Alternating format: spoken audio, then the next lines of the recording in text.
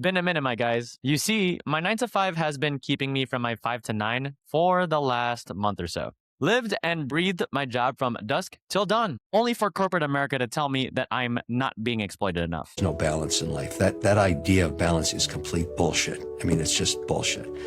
You have to work so hard to compete globally these days in every sector. You're going to work your ass off. Which honestly had me revisiting an ongoing question and debate I've had with many people. Is work-life balance achievable in 2026? All right, I know. Many of you already disagree with me, and more of you are ready to crash out in the comment section below. Just hear me out. After much thinking, I believe the real question is it possible to maximize your career and personal life goals simultaneously? I'm going to provide personal insight as someone who has worked in 5 different industries. Because let's face it, the general consensus is certain positions and industries are not the epitome of success, and certain structures outside of the workplace are just ideal compared to others. Unless you love being a manager of a McDonald's chain, then by all means, take this crown, king. For the purposes of this video, here's a definition I'm going to use to define what it means to have a successful career. Having income to cover all expenses without struggling, flexible hours, having influence, and feeling a sense of responsibility and purpose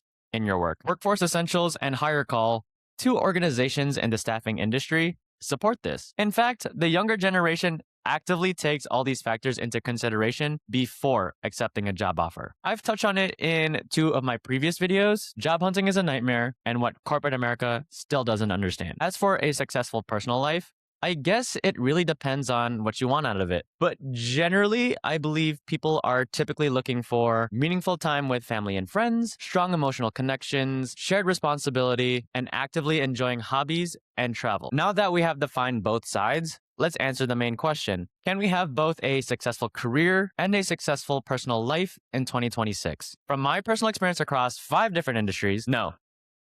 To be honest, no. Honestly, I don't even know where to begin. But let's talk about it. I speak from my experience working in healthcare, education, advertising, sales, and now consulting. I also have never worked in a position higher than a manager's level, so I can only imagine the day-to-day for corporate executives. From my super brief time in the healthcare industry, my experience, to be honest, primarily stems from volunteer work and clinicals, aka free labor. I also have close friends and family in the space, and they provided insight of what happens post-graduation. First of all, you're basically on call all the time. Yes, you do have specific days in the week in which you are scheduled to work. However, people do not stop being sick on your day off. If your hospital is understaffed, guess who gets to come in and save the day? Hint, hint, it ain't Superman. Many professionals experience traveling through harsh weather conditions just to work. Now, imagine your non-medical colleagues being able to stay at home safe, but you need to get creative in your morning travel so you're not unalived on the way to work. And you're also given the shittiest schedule as a newbie. You get more leniency as you progress, but the amount of responsibility continues to grow. Despite only having to show up a few days throughout the week, I was pretty exhausted. When I was an educator, I literally never stopped working. Everything I did and thought about throughout the entire week was for the kids I was serving. As kids, we remember that school days end around 3 o'clock, but as a teacher, we need to stay back until 5 or 6 for after-school programs, staff meetings, and PTA meetings. Even when the official workday was done, I still had to go home, grade assignments, prepare lessons for the following week, and diagnose classroom dynamics from an individual and group level perspective to ensure I maximize student learning. The only days I really had off were school breaks because I was working well into the weekend. Believe it or not, the breaks were not long enough for me to rejuvenate my energy. I clearly remember one week into the Christmas break a few years ago, and I thought to myself, I have to start lesson planning because if I don't, I'm going to spend the last few days scrambling for content, which would put the kids at risk for being lessons behind. On top of that, they would also be unprepared for the state exam. For those of you who are still medical professionals and educators after all this time, I tip my hat off to you. In sales, I was basically running my own business. I achieved the flexibility that I wanted, but it came at a cost. I had to step out of my comfort zone to learn best practices of marketing and selling our products. Let's face it, corporate training is just not enough, and you need hands-on experience. I was also still responsible for meeting my metrics even while I was on vacation. I still have the email from when my former manager tried to reprimand me for not working on vacation. If the week or month was good, then it felt like I had all the time in the world. But if it was bad, I'd make finding Bigfoot look easy. I only achieved the best work-life balance in advertising and consulting, but much of my work was dependent on how busy my clients were. While the balance was much improved, I'm still unable to maximize both my career and personal life goals simultaneously. Adding on to that, there are times in which setbacks in the corporate world will disrupt any plans to balance and maximize your growth outside of your job. So things like unceremonious firings or random quittings and company restructuring or growth. Honestly, that last one is just a euphemism for firing and quitting, but it should remain temporary. Any more than that is just a sign that the company is trying to normalize a new work culture. Just trying to maintain my professional verbiage over here, considering that I'm still heavily reliant on that income. Hi, manager. As you can see, every time work demanded more of me, I lost time I could have used to invest in myself. Over the years, I cannot tell you how many times I've gained weight because I was too tired to go to the gym, or lost track of my finances because I was too lazy or too busy or too tired to meal prep, or neglected the relationships around me because I had to work overtime, or being diagnosed with weird medical conditions that I didn't know existed because I was chronically stressed. On extreme occasions, I'd resort to drinking just so I can achieve instant gratification. Not convinced yet? All right, that's fair. In that case, let's simplify this even further. Remove the anecdotes, remove the potential work ethics, remove the perception.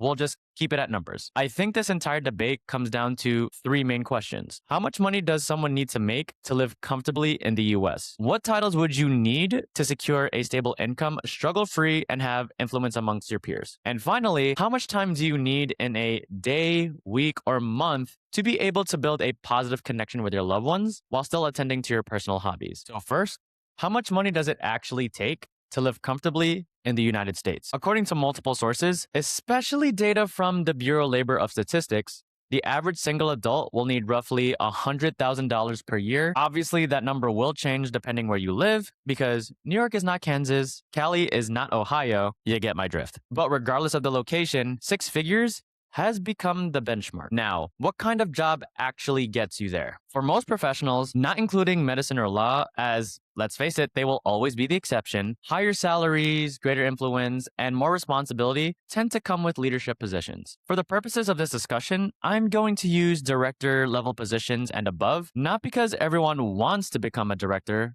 but because these roles typically have a higher income, greater responsibility, and organizational influence. Let's just say you got the position. There is a catch. Getting there usually takes years. And once you arrive, executive leaders often report working somewhere between 60 to 80 hours per week, according to Timecraft Advisory. This is great news because that means I've been an executive this entire time. Now to the hardest question, how much time do we actually need for a fulfilling personal life? This is very difficult to measure because everyone has different interests and most research focuses on one relationship at a time. For example, one article from the University of Colorado suggests spending roughly 6 quality hours per week with your partner helps strengthen the relationship. Great, but that doesn't include time with friends, family, kids, hobbies, travel, or just having time to exist as a human being. So instead of asking for a perfect number, I thought about the opposite extreme. Who generally has the most opportunity to invest in their personal life? A stay-at-home parent. Ironically, even that role has been estimated by the Pew Research Center to average around 90 hours of work per week when household responsibilities and childcare are included, which really puts this whole discussion into perspective. If we simplify this entire discussion based on time alone, it's just not possible to manage 60 to 80 hours of work per week with 98 hours of quality personal time. The hard truth that I've come to learn is that the more you excel in one area of your life, the other is likely to take a hit. So if maximizing everything is not possible, what can we do about it? First, improve your financial literacy. So think of topics like budgeting, investing, and debt. Because money does buy flexibility, but I'm still not entirely convinced it buys happiness. I can't tell you how much I wish I had higher financial literacy when I was younger, because I would have made so many different decisions. And it would help me gain a sense of control in my life, as I wouldn't feel reliant on my employer's paycheck to make important life decisions. Second, select a career you are genuinely happy with. Not necessarily a dream job, because if I can be completely honest with you, that doesn't really exist. Hey, believe me, I've tried looking in 5 different industries and well, still here. Just understand what you want, what career would get you there, and the trade-offs you're willing to tolerate. Third, free yourselves from the mindset that there's only one path to success. Everyone's goals are different, so our method of approach should not be treated as unanimous. But hey, if you still want that leadership role, luxury house, luxury vacations, and a family, honestly, good luck. And finally, tailor your definition of what it means to maximize your career and personal life goals to one that complements you. It's pretty clear that many of us have been programmed to live by our parents' and society's standards of success. I know a thing or two about it because my parents originally wanted me to be in the medical field. And don't get me wrong, I understood that they meant well, but that just isn't the person I am and who I wanted to be. When that didn't work, I ran to corporate America for some form of stability, only for that plan to smack me clean across my face. I then realized that the definition of success changes over time. The definition of success in one era will look drastically different for the next generation. Have you seen the Gen Z versus baby boomer debates? Nasty work. All I ask is to ensure your goals do not hurt anyone in the process. And most importantly, that you are at peace with your decision at the end of the day. Excuse the cat.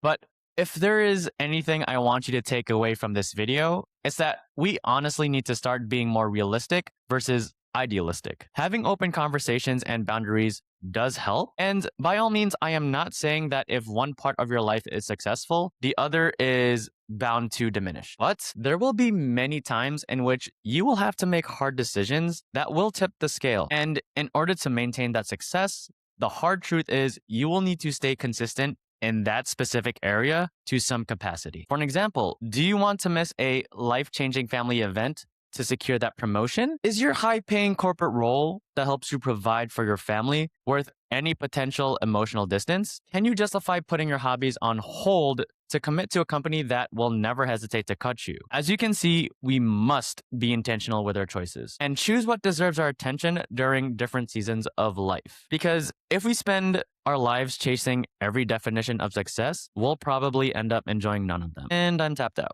If you like this video, please hit that like and subscribe button. Also, I'm interested to hear your thoughts. Have you defined your goals? Have you achieved them? And have they changed over time? Honestly, you can also disagree with me in the comment section below. Stay tuned for the next one. Until then.